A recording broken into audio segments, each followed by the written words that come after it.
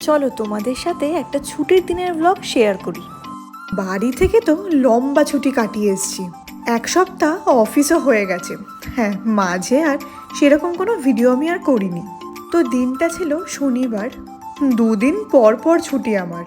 সকালবেলা উঠে নিজের জন্য ব্রেকফাস্ট বানিয়েছি আর একটা সিনেমা দেখা শুরু করেছিলাম।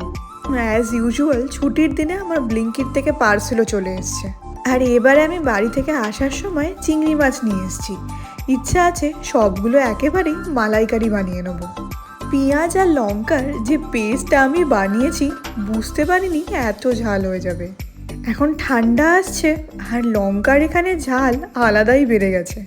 একটা আজকে গন্ডগোলই হয়ে গেছে।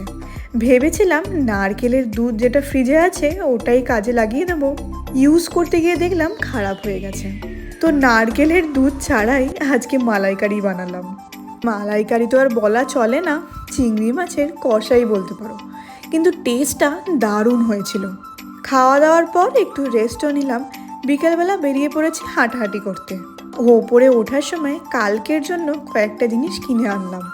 ব্রেকফাস্টে কাল একটু অন্যরকম বানানোর ইচ্ছা আছে, দেখি কতদূর বানাতে পারি, সবটাই ইচ্ছার ওপর। রাতে বানিয়ে ফেললাম লুচি আর তার সাথে আলু গাজর ভাজা। আলু গাজর আমার এত ভালো লাগে। ডিনারটাও জমে গেছে আজকে, সাথে আবার একটা ডিম সেদ্ধও নিয়েছিলাম। খেতে খেতে মুভিটা পুরো দেখা শেষ করলাম। তো এই ভিডিওটা এখানেই শেষ করছি।